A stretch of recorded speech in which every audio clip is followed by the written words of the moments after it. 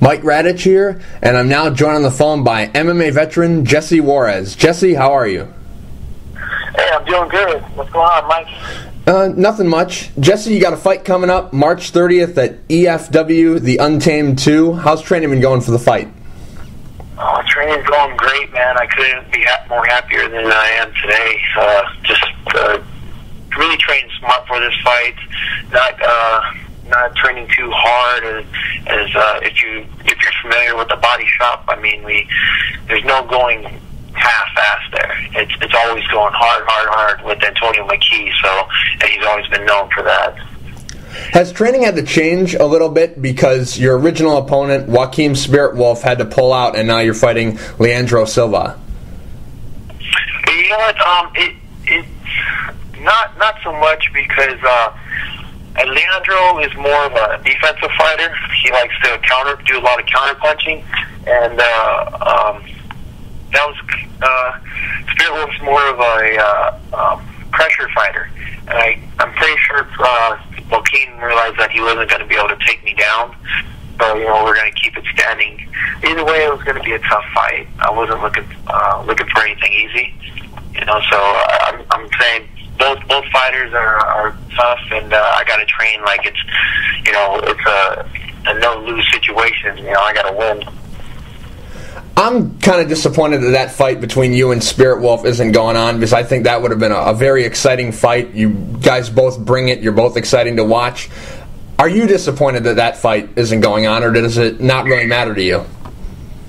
I was very, very disappointed that it didn't happen.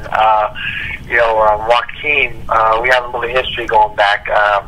After he fought my good buddy Brett Cooper, my friend Brett got into a punching war with him, and he was actually on the bad end of a straight right, and he ended up getting TKO'd. But Joaquin, after that fight, he told my coach Antonio McKee that he was going to kick his ass. And then he proceeded to say, I'm going to kick Jesse Juarez's ass too. So, that kind of put a little tension there. And I've been waiting for this fight to happen. And I called him out. I actually called the promoter and said, look, I would really like to fight Joaquin Spirit Wolf. And the promoter made it happen. And, it's too bad that Joaquin did get injured, because this would have been a good fight. And now your new opponent, Leandro Silva, how much do you know about him? How much tape have you seen on this guy? What exactly does he bring to the table? He brings a very exciting fight. He's not really a ground fighter. He actually just flew in from Brazil last week, and he's now training at Team Black House. I know they got a lot of tough guys there. They have some big names there, but with the big names, you don't get the quality of training as you would at a smaller gym like the body shop. They focus more, practices ran more around the fighter that's fighting that weekend, opposed to all these guys, all these big names. That's who you're working around with. I don't think he gets the great attention over there that he would around here. So I've seen him. He's more of a stand-up fighter. He wants to keep it standing. Doesn't have too much jiu-jitsu going on or wrestling. So I figure I got him beat in those two places. But I think it's going to be, we're pretty even on the stand-up game. So it all depends how that goes. Who lands a better punch, and I'm not looking to take this guy down. Looking at his past opponents, have you modeled your game plan based on what some of the guys who have fought him before have done? Maybe, well, this didn't work, so I'm not going to do that. Or maybe if I take him to the ground, this guy who he fought before, I'm better at on the ground. What exactly have you taken away from some of his past fights? I haven't. Wasn't impressed too much on any of his opponents. I mean, the guys that he did lose to, he lost to some good guys, yeah. But he also lost to some guys that weren't very good, and so everybody has little holes in their games, and I'm looking at the holes that he has, and I'm looking to capitalize on those. You're 11-2 in your last 13 fights. Your only losses during that time were to Josh Neer, who's now in the UFC and doing good things, and Douglas Lima, who's now going to be fighting for the Bellator welterweight title. After this fight, if you win the fight, of course, how much do you think you would have to do to get a call to a big show, or is this the fight, one good performance here will get you a call to a big show? It's funny because I've been in contact with Joe Silva for the past, I don't know how many, past 2 years since I've been on my winning streak, and he just says keep fighting.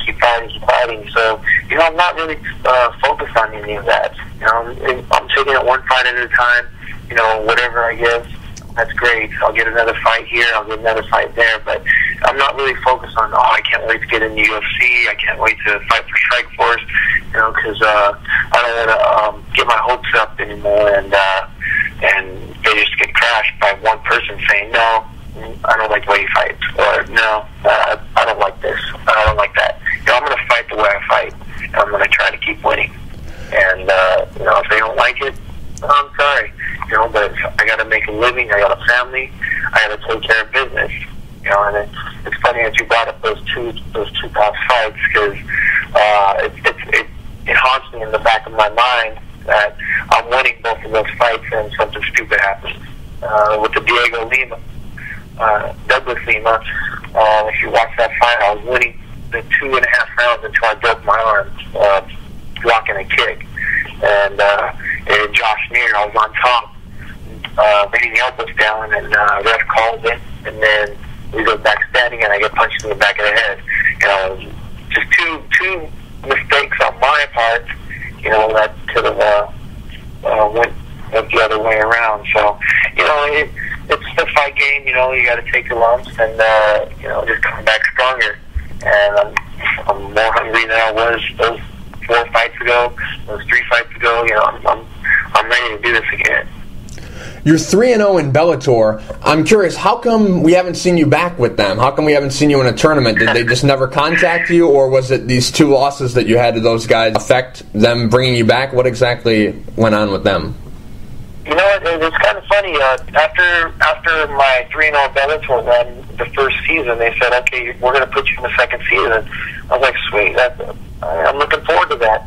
I never got the phone call. They switched matchmakers. Matt Stanza was the matchmaker during the first season. They wanted to change up a lot of things. Those three wins I did win, they were pretty decisive wins. I was never in danger, and I won those fights pretty easy. And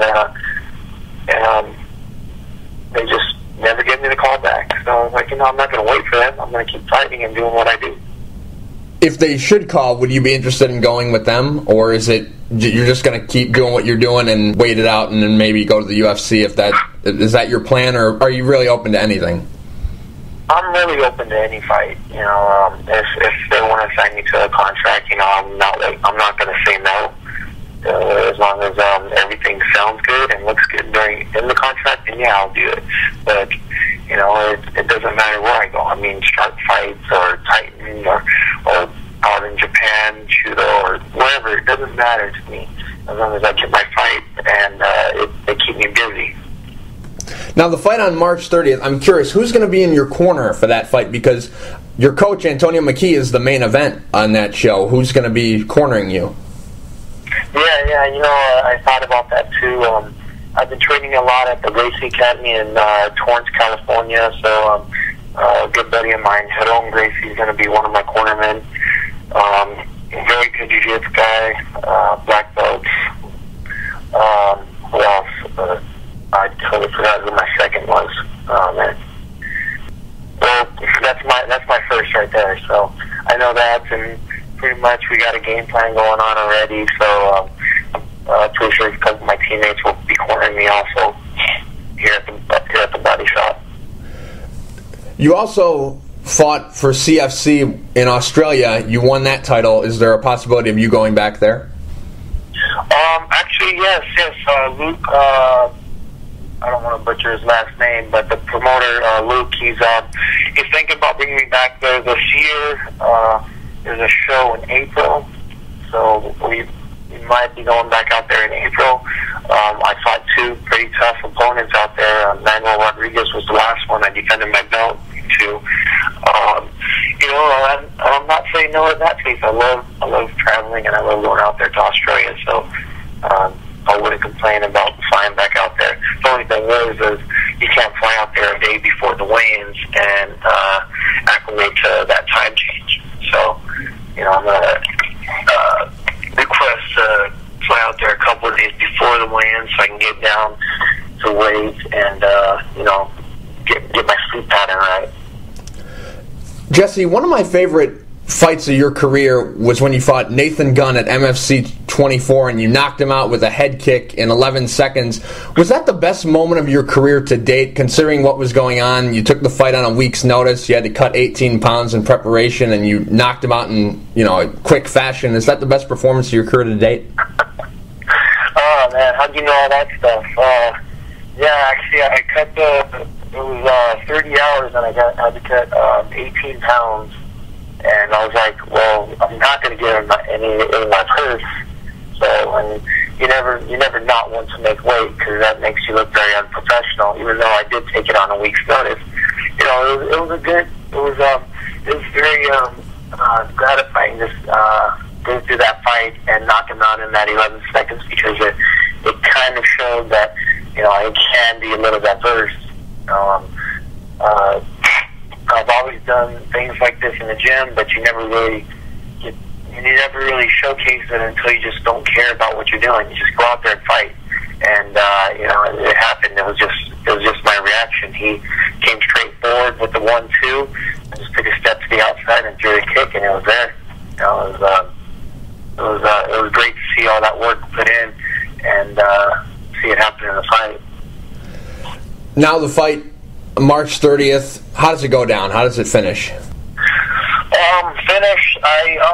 I do see myself winning in the second round. I'm going to keep the pressure on. I know he's going to try to be very elusive and counter everything that I throw. So, I want to cut off the ring, make the ring a lot shorter. I'm a lot smaller, and just, don't let him run away. Don't let him try to counter my punches, counter my kicks, anything like that. So I see myself staying in his space. If he tries to throw heavy, then I'm taking down and TKO him in the second round. If not, I see some brutal leg kicks and coming with a straight right. Jesse, real quick before I let you go, do you have any sponsors you'd like to thank? Anything you want to say to the fans? I want to thank my management team, Triple Crown Fighter, Antonio McKee, the Body Shop Fitness, all my teammates that helped me prepare for this fight, the Gracie Academy in Torrance, California. They've truly helped me step my game up, and all the fans out there, For You SportsNutrition.com. They're always taking care of me also for all my fights. So, and the fans, thank you for listening, and look forward to seeing you all at the Extreme Fighters World Championship in Anaheim, California, March 30th. Jesse, thank you for taking the time to talk. I really appreciate it. Good luck March 30th against Leandro Silva.